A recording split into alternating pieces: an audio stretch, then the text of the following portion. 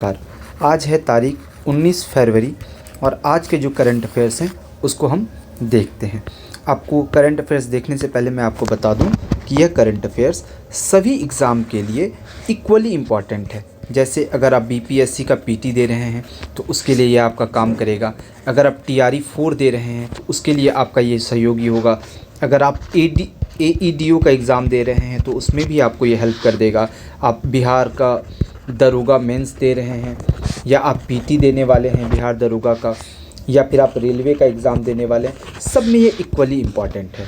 और इस current affairs की एक और अच्छी बात यह है कि इसमें आपको बिहार संलग्न है, तो बिहार के लिए आपको अलग से पढ़ने की आवश्यकता नहीं पड़ेगी। आइए सबसे पहला हम देखते हैं पहला न्यूज़ जो है वह बिहार के नक्सल मुक्त घोषित होने पर है। बिहार अब पूर्ण रूपेण नक्सल मुक्त घोषित हो चुका है।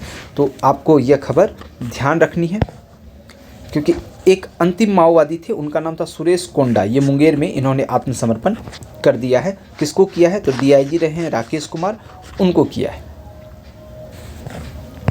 दूसरी जो महत्वपूर्ण खबर है वह है मैथिली में रसायन शास्त्र की शब्दावली। तो आपको ये जानना चाहिए कि अब रसायन शास्त्र के लिए मैथिली में शब्दावली हो गई, तो यानी अब मैथिली भाषा में रसायन को पढ़ना बहुत आसान होगा।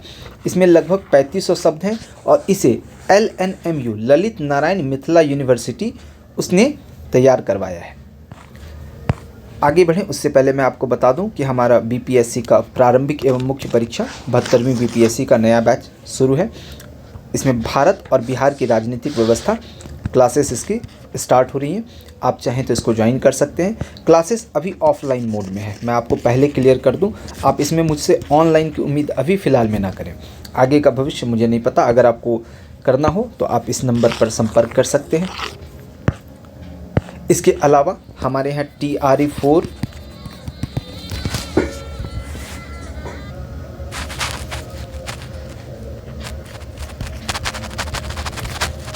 SSC जनरल कंपटीशन, ये जनरल कंपटीशन के बैच में SSC रेलवे ये सब आपका कवर हो जाएगा। बिहार दरोगा ये सब आपका कवर हो जाएगा। आप चाहें तो इस नंबर पर संपर्क करके बैच ज्वाइन कर सकते हैं।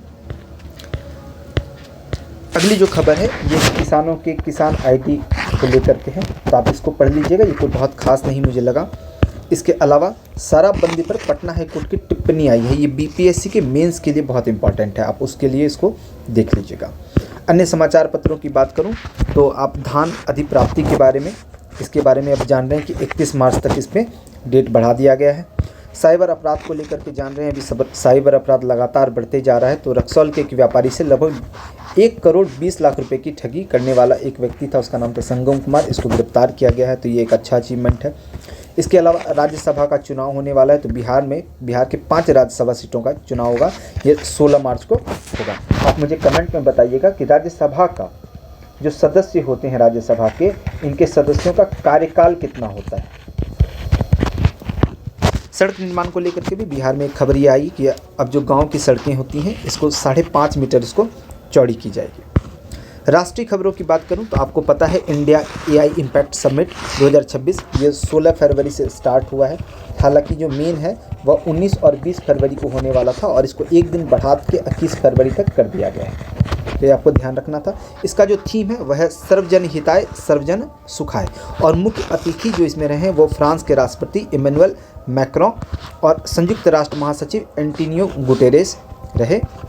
उद्देश्य क्या है इसका? उद्देश्य है भारत को AI के क्षेत्र में अग्रणी बनाना और समावेशी विकास को बढ़ावा देना। इसके अलावा बीपीएससी का जो मेंस दे रहे हैं वह यह भी ध्यान रखिएगा, एक टर्म चल रही है AI संप्रभुता। तो AI संप्रभुता क्या होती है ये आप जरा मुझे कमेंट करके बताएं। भुखमरी से निपटने के लिए FCI ने और WFP वर्ल्ड फूड प्रोग्राम ने समझौता किया है। मुख्य विशेषताएं इसकी क्या है? तो भारत वैश्विक भुखमरी से निपटने के लिए 2 लाख मीट्रिक टन चावल की आपूर्ति करेगा।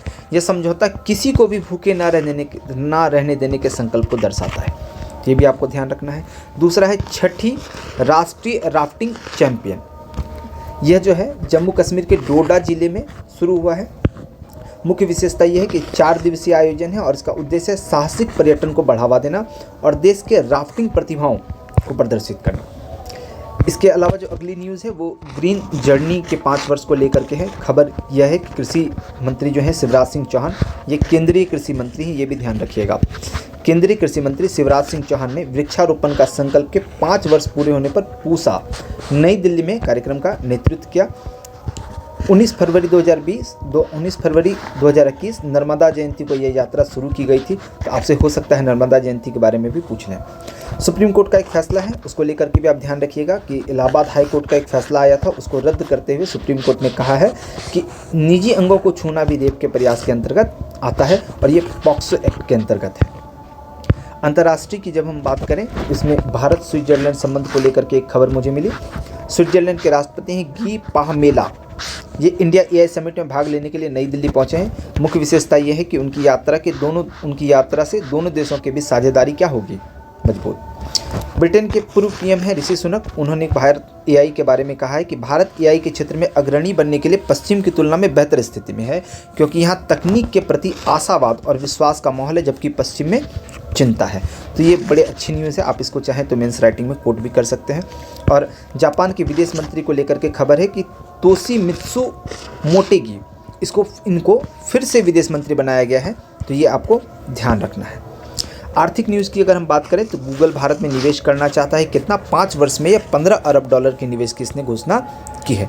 मुख्य विशेषताएं क्या क्या हैं इसकी, तो यूएस इंडिया कनेक्ट, समुद्र के अंदर केबल के माध्यम से भारत को अमेरिका से जोड़ा जाएगा, तो एक यह न्यूज़ है। दूसरा, विशाखापत्तनम में एक नया इंटरनेशनल गेटवे स्थापित होगा, ये बहुत इंपॉर्टेंट है, आप इसको ध्यान रखिएगा। इसके अलावा भारत को सिंगापुर, दक्षिण अफ्रीका और ऑस्ट्रेलिया से जोड़ने के लिए भी केबल बिछाए जाएंगे। तो 2 तो आपके केबल से संबंधित हो गया, और एक जो नया इंटरनेशनल गेटवे स्थापित किया जाएगा, ये कहाँ स्थापित किया जाएगा, तो विशाखापत्तनम में। ये आपको बहुत अच्छे से ध्यान रखना है। इस्पात के उत्पादन को लेकर के एक खबर है। खबर यह है कि भारत में इस्पात की खपत जो है वो 2014-15 के 7.7 करोड़ टन से बढ़ करके 24-25 में 15.2 करोड़ टन हो गया है, यानी लगभग आप इसको 2 गुना मान सकते हैं। लक्ष्य क्या है, देखिए, इस्पात सचिव हैं संदीप पेंड्रिक, इनके अनुसार 2030-31 तक 30 करोड़ टन और 2035-36 तक 40 करोड़ टन उत्पादन की क्षमता का लक्ष्य हमने बना रखा है कि इतना इस्पात हम उत्पादन करें। आप कमेंट में बताइएगा कि इस्पात के मामले में भारत का सबसे अग्रणी राज्य कौन है, और आप टॉप 3 बताइएगा। साथ में आप ये भी बताइए कि बिहार कौन स्थान पर आता है, क्या बिहार में इस्पात का उत्पादन थोड़ा बहुत हो पा रहा है, या अगर हो रहा है तो किस ज़िले में हो रहा है, आप मुझे बताइएगा। अगली खबर जो है भारत अमेरिका कॉफ़ी व्यापार को लेके है। तो खबर यह है कि भारत और अमेरिका के बीच अंतिम व्यापार समझौते से कॉफ़ी उद्योग को लाभ होगा, टैरिफ की कमी से निर्यात बढ़ेगा।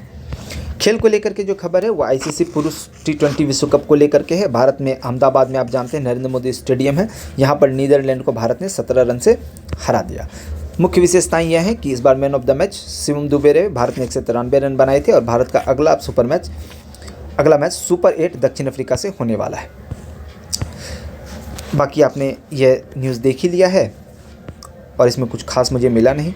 इसके अलावा न्यूज़पेपर के आर्टिकल्स जो हैं वह मैंने आपको व्हाट्सएप ग्रुप पे भेज दिया है। अगर आप इसका PDF चाहते हैं तो आप टेलीग्राम से ग्रुप से मुझे जुड़ सकते हैं। धन्यवाद।